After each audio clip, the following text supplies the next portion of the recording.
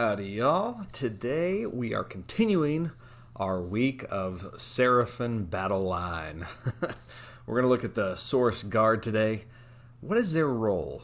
Are they more than just the Slanns' loyal bodyguards? So we'll take a look first at their war scroll here. We got a new war scroll for the Saurus Guard. So let's see what they did for us. So the Saurus Guard did get an extra wound, so they have 2 wounds now. Thank you. So that makes them quite... I mean, that right there is... We were wanting that on all the Saurus Warriors, but at least the Saurus Guard got that. Because they needed that badly. They have a 4-up save now. And there's really no way to boost that. Previously, you could get those Saurus Guard, with their battalion, with the hero. You could get them to 2-up. And it was pretty awesome. They were real tanky, but we're missing that wound. Now they gave us that wound, but they took away our extra saves. So, let's see. Maybe we got some other tricks. Bravery of 8, which is good for this. They come in a unit of 5. So you're 10 wounds, 100 points, 8 bravery. Generally, that's good bravery for this. You got to lose a couple before you have to start worrying about battle shock or anything. Even in their flavor text here, let's read their flavor text because I think it pertains to what the Saurus Guard role is. Patient and obstinate, Saurus Guard will not allow any harm to befall the Star Masters while even one of their number draws breath. Each will fight to the very last to defend their master, their polearms mercilessly hacking down the enemy. Some nice little flavor text there, but we do see they are the bodyguards of the Star Masters. That's where we're starting off right there. They're going to guard the Slanns at all costs. And I think that's what we're going to lean into their role here as we look at what kind of damage output they do. So I like to kind of see what their war scroll does as far as the damage output versus different saves.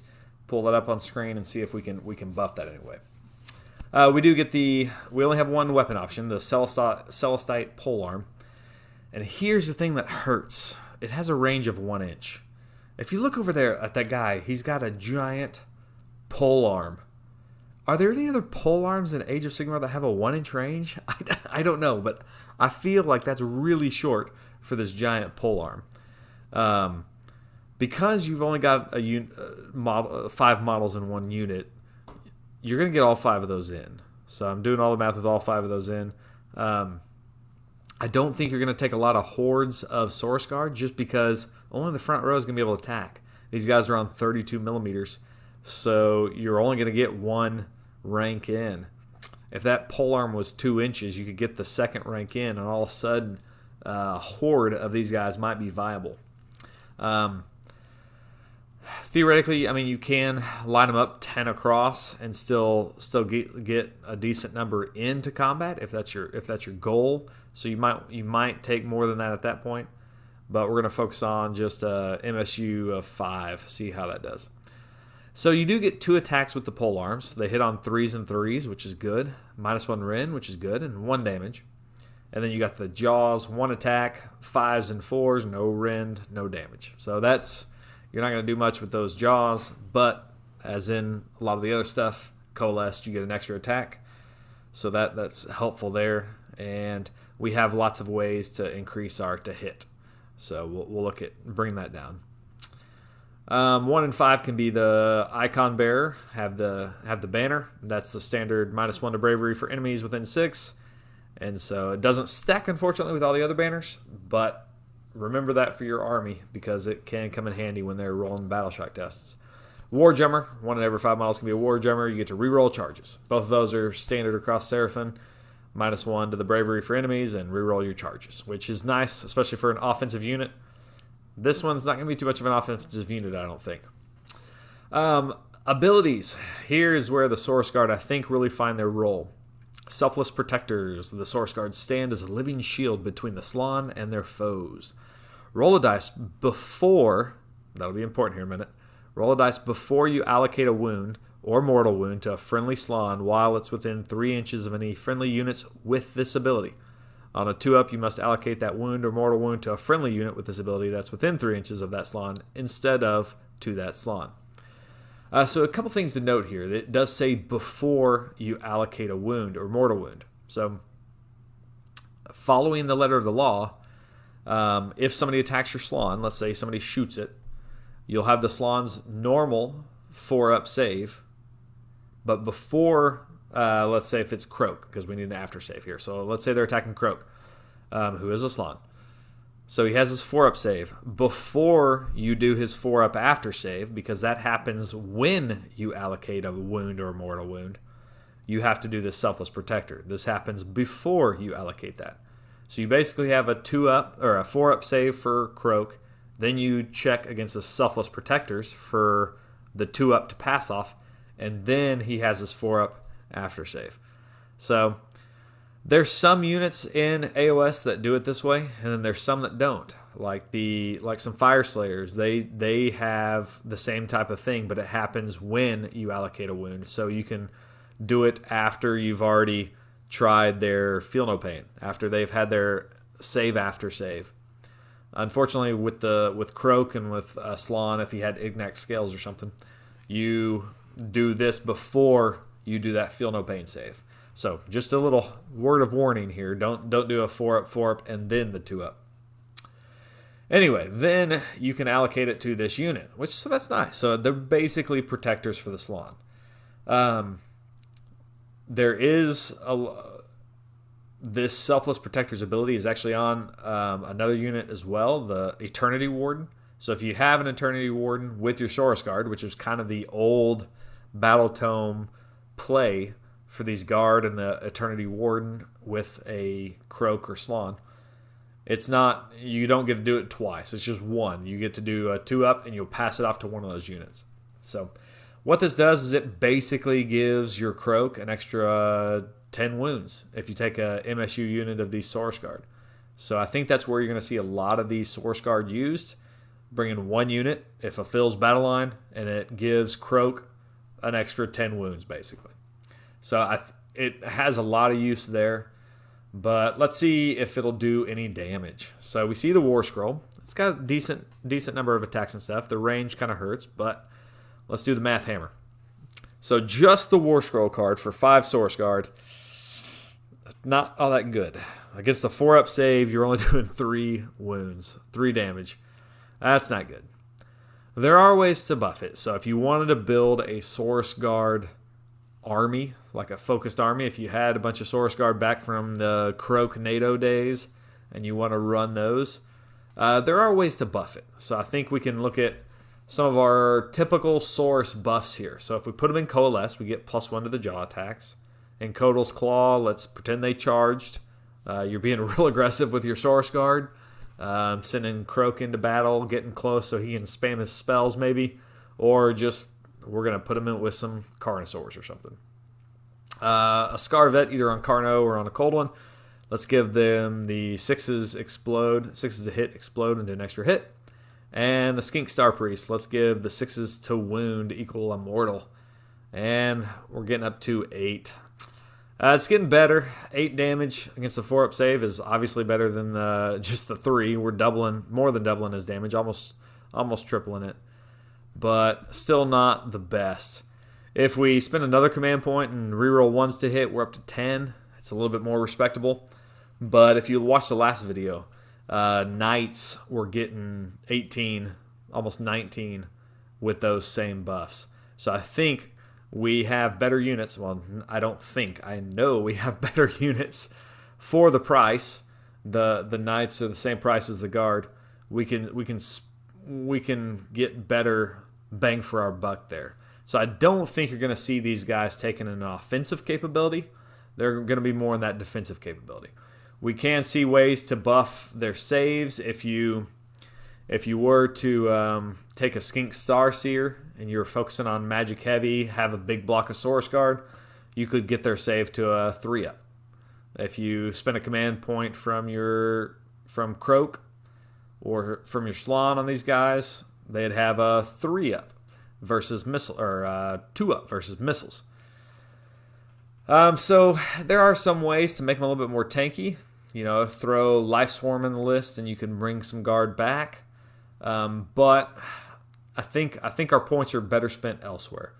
I do like including 5 of them for 100 points to help protect Croak. It fulfills battle line, and it gives Croak extra wounds. What about our old battalions? What kind of battalions do we have for a guard? Let's look it up. Only the mega battalions. The only battalions guard are used in the new battle tome are Eternal Templos. This is the one for Coalesced. And this is a mega battalion, not runnable at 2,000 points. You've got to have a Slann, Eternity Warden, 3 guard units, 2 Sunclaw Temple hosts. Already you're way over points. 1 Fire Lance, 2 Shadow Strike, 1 Thunderquake. What is this? This is like 5,000 points. And what do you get for all this? You know that coalesced ability where the terrain on your half of the table, you don't take negative effects of it, which I had forgotten Coalesced even has, because I don't usually even play with terrain effects. That's board wide. So for 5,000 points, if you have terrain on the table, because you're going to have so many units, at least you won't take negative effects from the terrain. All right. So we're not taking guard in that. I mean, we'd have to take guard in that, but nobody's ever going to play that. What about the other one? For Starborn, same kind of thing. You've got to have 2 Sunclaw Star Hosts, 1 Firelance Star Host, 2 Shadow Strike, 1 Thunderquake, plus your guard, your Slot, and your Eternity Warden. For all that, you get an extra D3 Celestial Conjuration points. What are these mega battalions? Why do they keep doing these mega battalions? So you're talking like an extra 1 or 2 conjuration points. Maybe. It may not even be that. If your Slann is on the battlefield. Oh gosh. That's okay. So there's no battalions that are for our guard, unfortunately. So I think we're still going to be taking these guys as protectors. Let's lean into that ability. They're going to be protecting our Slanns. Maybe if you have a list where you're doing like the 1 Croak and 2 Slanns, we're going to be bombing spells. You can take some blobs of these and protect your Slanns. That might be useful. I did run a list just to kind of see what I would get out of it. I like Bastildons, so I'm going to take Bastildons in just about every list I can. So I'm going to put them in Thunder Lizards. Kind of a different take here, but I want to make sure and get the extra jaw attacks out of the Saurus Guard just to get the extra attack. So I'm taking 3 units of 10 just to fulfill my battle line. I'm going to have 1 protect the Croak so that he has an extra 20 wounds. So you're not going to be messing with my Croak. He's going to be back there casting spells. And I'm going to put him up on Balewind, turn 1. And then turn 2, cast Geminids. Or vice versa if you need to get Geminids out first. Turn 3, get Purple Sun out on the board. Or I'm going to cast one of those from my Skink Star Priest if I need to, if I really need to get him out. This is kind of a casting list because you've got Croak, you've got the Astrolith Bearer, you've got Balewind Vortex, so you're going for that, plus 3 to cast from Croak using the Constellation. And then I've got my Carnosaur, who's my general. He's taking the command traits. I'm gonna stick him with a unit of guard. He can buff them up if they get into combat. They can do some damage then. They'll average out 10 or 20 damage, I think it was. So it's not bad. But then counterpunch with the Carnosaur. And with Prime War Beast and Thunder Lizards, he's going to do some damage. He's going to do some pretty good damage, especially if you flip the Constellations over to his extra attacks. And then I'm going to sit back with my Bastildons, and I'm going to be generating enough command points, and I'm going to try to just blast stuff with these Bastildons while I'm camping stuff with the guard. So that would be the strategy, I think, with this list. Get the endless spells out there to wreck some things, Bastildons to shoot some things, Croak hitting his spells, and then guard to hold down on objectives. So maybe that's a sample list. I'm going to be honest, I probably won't run that. I think those 200 points for those guard can be spent a little bit better places, especially if we're just looking for something to camp some objectives, some bodies. For 240 points, I can get 40 skinks. And you can get them to a 4-up fairly easy to match those guard using the skink priests. So I don't know. I think one thing I did want to note before we close the Saurus Guard chapter here is that I think you might see them coming out of Starborn as a summons. It's not bad. Here's our summons list.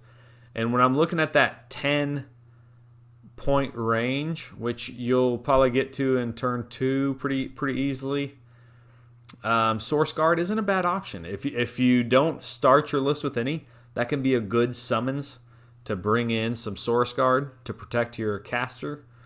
The Salamander's probably a better option, let's be honest. Salamanders are pretty awesome, but if you've got some guard on your sideboard, they're not a bad option to bring in as a summon. So I think you might see them there. 10 Source Warriors are kind of hard to argue with as you get the extra bodies. In our list, a lot of times you need the bodies. But those 5 Source Guard as a summons might not be a bad option. So I really wish we had a battalion for these Saurus Guard. I would imagine a battalion would look like something like, 3 units of Saurus Guard and an Eternity Warden, and you're going to have, +1 to save or something. That way your guard can kind of go back to that super tanky option. If they had that 3-up save, 2 wounds each, maybe it might be worth taking a full unit to get their like a full horde unit to get that nasty tankiness from them. But as is, 4-up save, that's the same as the Warriors. And about the same price. Warriors are a little bit cheaper and have a horde discount. And when you get the horde discount on those guys, they're getting extra attacks. They're gonna do about as much damage as a Saurus Guard, if not more. So I think the Saurus Warriors are gonna be better in just about all the cases, unless you can really lean into the Saurus Guard as the protectors. But yeah. What are y'all's thoughts? How are you using the Saurus Guard? Do you have a list that you think you've figured out the secret sauce for these guard? Because it's not coming to me. I like their bodyguard ability. I'll probably be using them in MSU units, specifically 5 for a Croak, maybe 10 if I've got the extra points, just to make sure he doesn't ever get killed and give it extra couple bodies to hold an objective. But I think that's their best use. All right, let me know. How are you using your guard? All right, see ya.